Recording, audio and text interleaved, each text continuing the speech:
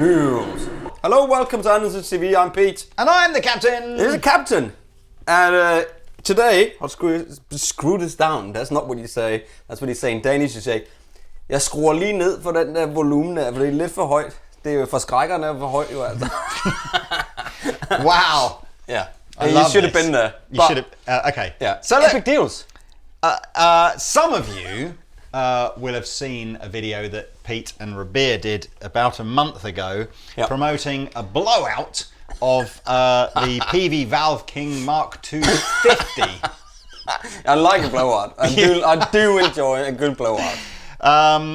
And we did the 50, knocked down from like maybe 750 or 800 down to 399. Yeah. It was a killer deal. And I think they're all gone, or there might be like a few left. But anyway, when I noticed how popular these had been, I phoned up the old Peavey. Hello, Peavey. Yep, Peavey Herman. Yep. And I said, look, we've done pretty well with these 50s. I know you've got a pile of the discontinued 20s as well. Can we do a deal? And we did a deal. Now the 20 watts is less than 50. It's less than 50, but more than 10. Yeah, exactly. It's more than 15 as well. Yeah. It's not as much as 25. Where would you typically put, like, if you buy a 50-watt valve amplifier, what have you bought in terms of an amp for, you know, it's not a home use amp, is it? It's really. You've got a gigging amp, loud enough to gig out. Maybe a little bit too loud at home. 50 watts is pretty loud. If you live in a flat, it might be a little bit bigger. I can't remember if these are bigger or not. I think it's the a same little size, bit smaller. Is it? I'm not sure. But anyway, it will be lighter anyway. So, but you get less wattage. Yes. Home use. 50-watt tube amplifier is really it's gigging land. It's a little bit too loud for home. It is. The whole like 50-watt valve versus 50-watt solid state is, because I think 50-watt solid state is borderline. Could you gig with that? Maybe you could, maybe you couldn't, depending on how loud the drummer is and the venue and stuff. 50-watt valve though is massive. Yeah. Stupid loud. Yeah. And I know that the 50-watter had a couple of things to switch down to sort of lower outputs, but the 20-watt is much more that kind of comfortable at home, can be pushed a bit to do sort of small clubby gigs, rehearsals, that kind of stuff. Yeah. And actually a lot of people prefer the 20-watt kind of vibe, because the one thing you don't want to do with a valve amplifier is use it on volume 0.5 all the time. You know, you want to... There's a lot of amps like that, don't you? You want to tickle it. You want to tickle it just to go... Just on the edge. So, where it breaks up. Yeah, you want a little bit. You want a little bit. So anyway, look, so we did this deal with Peavey on the 20. Yeah. It has a crazy recommended retail price. I don't know that anybody would pay the recommended retail price for this. You might need your head examined. It's like 720, 750, something like that. Still cray. 339. That's not bad. That's not bad at all. It's a guitar that Gibson make, isn't it? 339. 339. So yeah, it's gone from being that's cheap, man. Overpriced. Cheap. I think if we'd have got it down a couple of £100, it would have been reasonable, to an extra couple of £100 off that. It's a steal. It's an epic deal. It's an epic deal. But these were more than a Hot Rod Deluxe then. At full RRP, My yes. good lord. I know. See, so that's you would too much, you'd buy a Hot Rod Then you'll go and buy the Hot Rod, because I compare most things to that. But this is like now £200 less than something like a Fender Blues Junior. See, and now that's... And what you don't get on the Fender Blues Junior is all of these things that you get on here, like a tube out, the emulated output. You get your 3 different wattage, 25, 1. You know, there's so much stuff you don't get on your, this is great for home. As we talked about last time, Rabbi and me, you can actually use it for recording at home. I think my things that I like about this are, it's got some good tones in it anyway. Absolutely. Any valve amplifier, generally speaking, makes a great pedal platform, and we've got some pedals on the floor, and it's a great amplifier to start playing with pedals in a way that solid state amplifiers aren't always great pedal platforms. And just a ton of technology. So absolutely. This idea of being able to adjust what's called vary class, so emulating the tone of a Class A amplifier versus Class AB amplifier. Typically, do you want a technology lesson? I don't really know that it's, because I think this is just this is presumably emulating the Class A kind of vibe rather than actually being Class A, because that's got to do with how the positive and negative side of the signal wave goes through the valves, and whether it's split into two valves, which is Class AB, makes it louder, or all goes through one valve, which is Class A, I think. Something like that. But we can, they do sound different, and we can adjust that on here. We'll show you that. In fact, let's show you that now. Let's show you that. Do you want to play an I, or do you want to fiddle? You play. So we'll go all the way to Class AB mode, which is typically what you'd find on a modern 20-watt tube amplifier, which is all the way up. Clean tone, as you can see, everything is on 12 AO clock. No, there's a bright switch here. There's a channel select on the first channel. You got two channels. One for the clean and lead, which you can switch between, also with a foot switch, if you like. So let's just stay on clean. Everything on 12 or 5. And this is all the way up to the AB setting.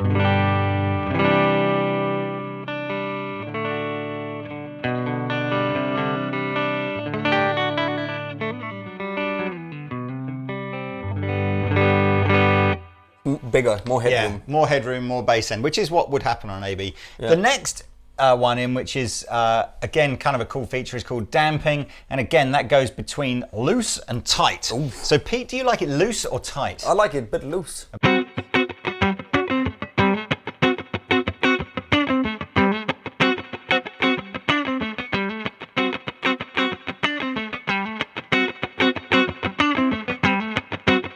You can definitely hear that as well. So you can definitely, sorry, I turned up the reverb, which is also in here, reverb. So your preferred kind of vibe is the extra headroom that Class AB gives you, plus the looseness that the absolutely. The sort of so if I just play, like, if I play one of these chords, this is sort of a nice chord, but if you take it all the way into tight and to A, lifeless, it's a bit lifeless. It's great for, for like I played before, but if you want to sort of open that whole I like it. vibe up, just warm it up and heat it up, then the tight. Leave everything loose and AB. Oosh. And we'll just play around with some of the sort of settings on the. Now, obviously, this is a tube amplifier. So if I did whack the volume on the clean channel all the way up, we'd get some breakup. But because we don't have a master volume for the clean channel, I can't do that without just deafeningly loud noises coming out this amplifier. Because it does get loud. So I'm not going to do that. But I'll switch in the bright channel and play around with the EQ a bit so you can hear a little bit. So.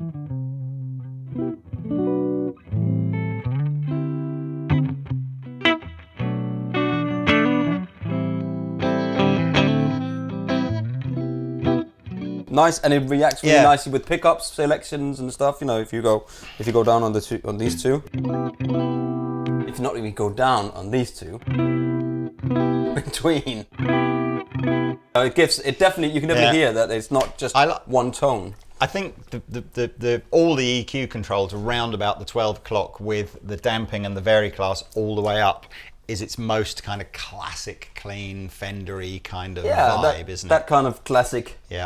Thing that they're going for that tone, aren't they, in these amps anyway? One of the things, of course, that we probably should have mentioned was that the power section on the 50 watt, I believe, uses two. Are they 6L6s or 34s? 6L6s. 6L6s. Yeah.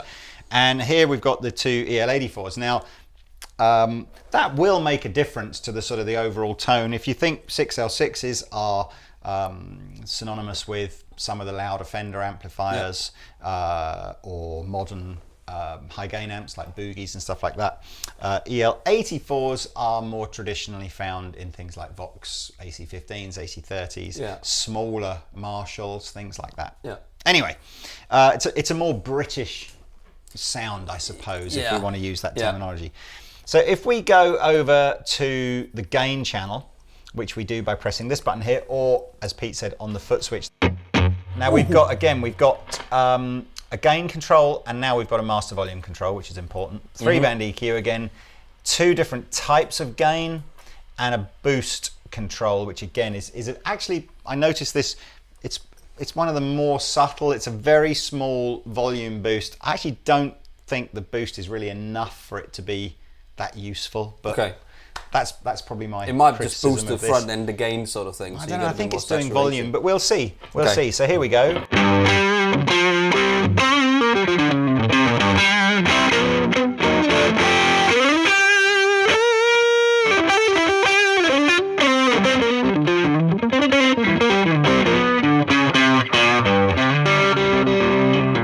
That, you see what the boost just hardly does anything. I didn't even go exactly.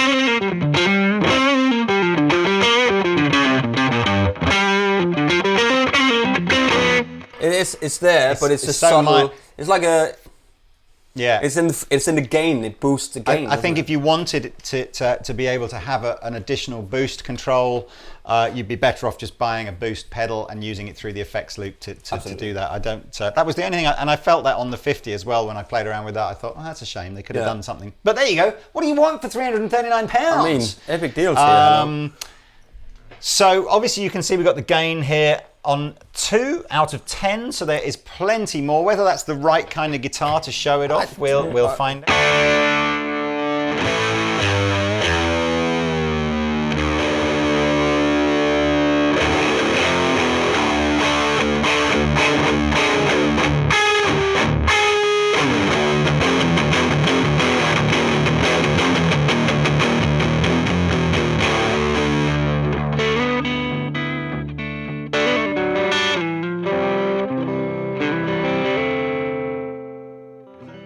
It should appeal to everybody from the kind of the bluesy clean kind of guys right through to some of the higher gain guys. Yeah. I think if you want to go full gent, again, a pedal might be in order. I think so.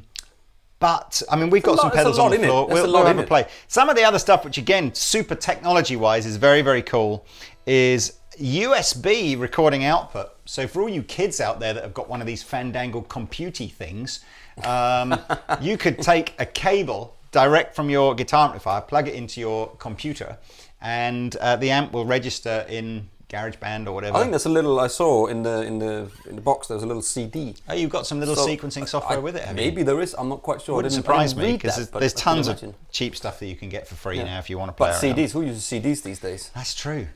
It's all about vinyl. Where's the vinyl output? I don't know what that. So USB recording output, which is cool. Yep. And the other thing which is cool is a speaker emulated balanced DI output, which you can use in kind of 2 ways. One, you could use with the speaker in here still on. So if you're in a live situation and the front of house said, can we, have you got a feed for us? And rather than miking it up like we do, you could just take the DI output to front of house and then off you go. Or if you would rather not use the USB output for recording, you can use the DI out with speaker output and defeat the internal speaker. I have a feeling I spoke so fast then that some of the words just went so apologies if none of that made sense. But you can have the DI output into an interface or something and then switch the speaker off in here so you can just listen through the headphones of your interface if you want to. Would you like to hear that really quick? Sure. Okay. This is the DI out of this amp.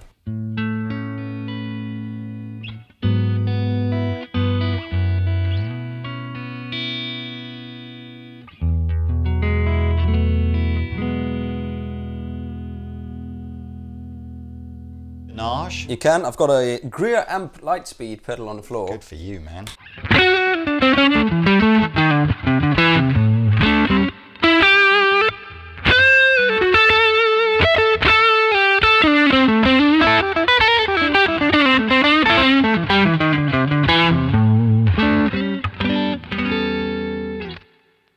Sounding good, man.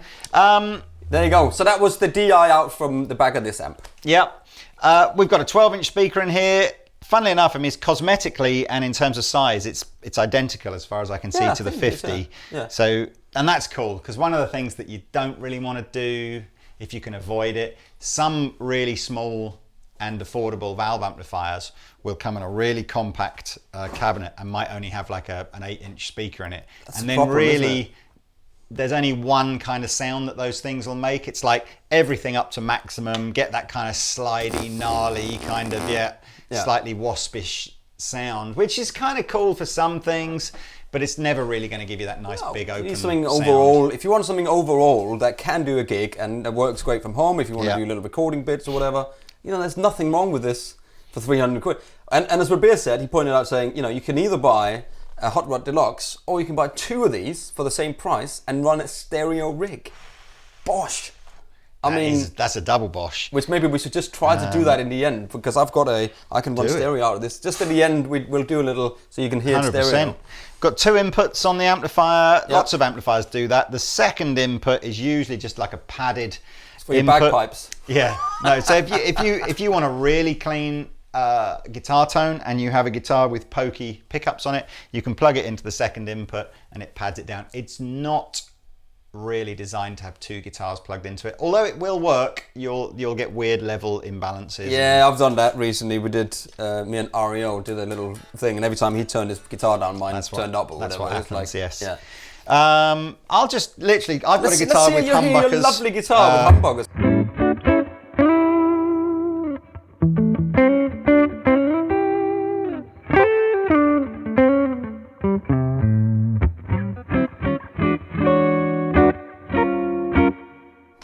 I don't think there's anything wrong with that. You've turned up for the bass a little bit, have you? Yeah, I'm using pretty much the same settings that Pete's got. Yeah. If I go over to the overdrive setting,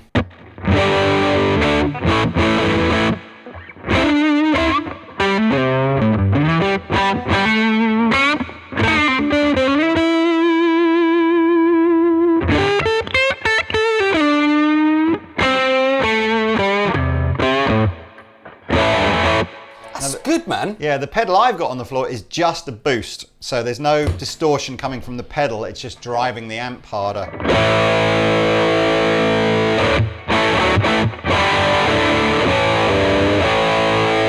Which I think sounds epic.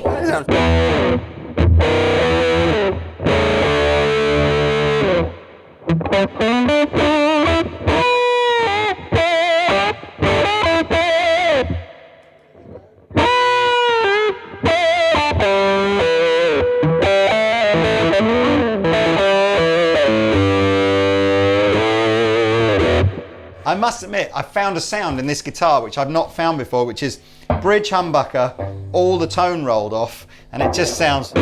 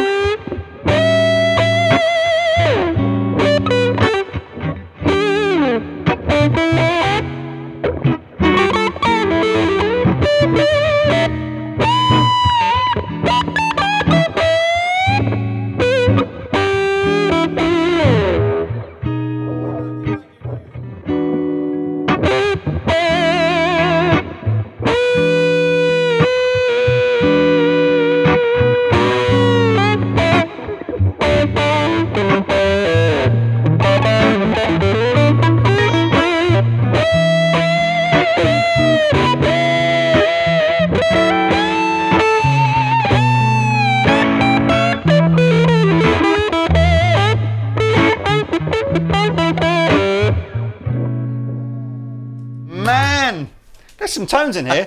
If anything, I'm just going to throw it out there. Throw it out there. Just to upset everybody who bought a 50. I think the 20 sounds better.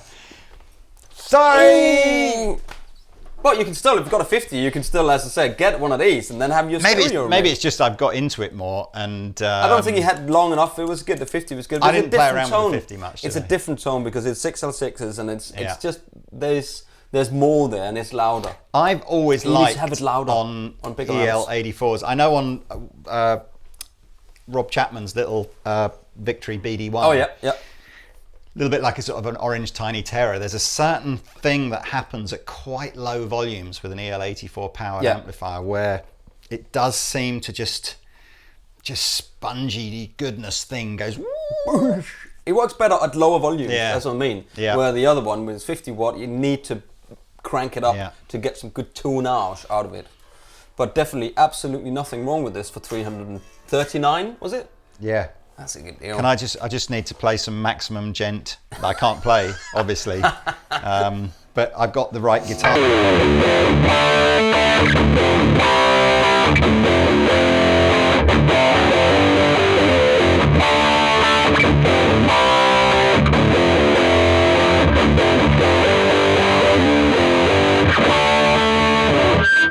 Now, I can't really play that stuff, but that's no pedals. That was literally just guitar, maximum crazy amounts of gain, turn the reverb off to get a slightly tighter sort of sound, and there you go. So if that's your kind of music, you could do that, but I'd still think I'd rather have a specialist pedal to get that kind of tone. Yeah, so, absolutely. And there's plenty of those out there. What else is there to say? Nothing, Epic deal other than you said that you were going to take it into stereo goodness. So we try and that play us and out. See what happens. Yeah, absolutely. Do you want to have a jam or anything? Well, I can't if you're in stereo, can I? No, we can have a little jam and then we just do a little thing at the end. And let's just jam some more. Out. Anyway, epic deals. Quickly. These are in stock now. How many do you have? 103. So quite a lot. But unfortunately, fortunately, depending on how you do this, if you're going to go to Peavey, or any manufacturer for that matter, and demand an epic deal, yeah. You can't go, I think I'll buy 3 of them. You know, it's like, you need to have to go in purchasing power and the warehouse space and everything and the bank balance to be able to go, I'll take them all. Yeah, and I mean, that's this room full of amplifiers. Yes, because then that goes on the sales spreadsheet every month of problem solved, click. Yeah. Andertons bought everything, and that's why you can do the deals. That's how we bring you these epic deals. It's very much there's never ever, in fairness, on an epic deal, it's very, very rare. In fact, I would say never that there'll be an epic deal where we've only got 2 of them or something. You know, it would be pointless. There's always loads. Yeah. But you take the 50 watt one. I think we had 85 of the 50 watt ones. And that promotion started about 3 weeks ago, and there are 15 left. Yeah. So just because we've had 100 doesn't mean that you can go, oh, that'll be fine. I'll come back in the summer and get one of these or whatever. This is like, no, do it now. Do it now. Otherwise they're gone. Yeah, although who knows? Maybe there'll be another epic deal then, and you'll go, God, I'm glad that I waited. But you just will never know. That's the beauty of retail sales, he says. Yeah. Let's jam. I don't know anything about it. Anyway, let's jam.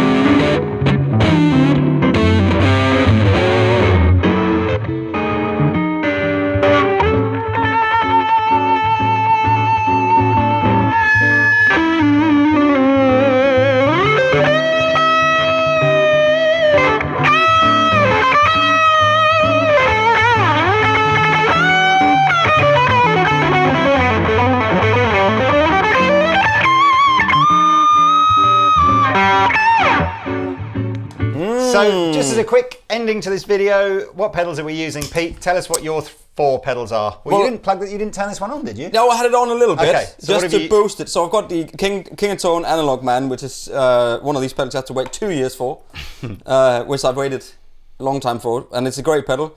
Then I got the Lightspeed, Greer Amps Lightspeed, which... That actually is one that you've bought, isn't it? That is mine now. That is yours. When we did the video, Rebbe and me, I absolutely... it's just such an incredible pedal that I just had to have one. Yeah. And it's just magic. And then I've got the DD500. Massively overkill for what you were using it for. Yeah, for right now. But it's because it runs on batteries. Does it? Yes. It takes batteries. Do they last very long though? Yeah. I've had that for 3-4 weeks. And we've done probably 5 or 6 videos. Yeah. And it just sits there and it's got batteries on. And I've got a little Ditto loop on there as well, which is great. Of course you do. That's Ditto it. looper, nothing wrong with that. Absolutely not. And I have my trusty MXR carbon copy analog delay, which is my pedal that I... every time I do a delay video and I just think, oh, that sounds really great, but can I be bothered to change my carbon copy for it? And it's like, no, I can't. Nope. So that's good. Yeah. And then the Luxury Drive, which is by a chap called Tim Cowernig. This belongs to Pete as well, but I steal it regularly. It's a good pedal. Because I like it. It's the same kind of vibe as the Exotic EP Boost. Yeah. But the Exotic EP Boost seems to add a bit more bass end in, which for what I use it for, as in like a solo lead boost, isn't helpful. So I like that. That's on a lot of gigs, that one. Has it really? Who's the most famous person that's ever done a gig with? Tom Jones. Whoop, whoop. Clang. So Pete, as a throwaway comment earlier in the video, said, instead of buying one Fender Hot Rod Deluxe, you could buy 2 of these, which of course you pretty much could. Not quite, to be fair, but anyway, whatever. Yeah, I think so. I think that it's not... Oh, no, I think you might be right. Is that 3? Is that not 6? It's almost 680, 700 now. Gosh, he's Thank right, you, know. Brexit. So here's what 2 of these sounds like using the Boss DD50 as the sort of the stereo splitter. But not very much delay, just this much. A little bit. Little bit. That's all it needs. Do that. It's not the size.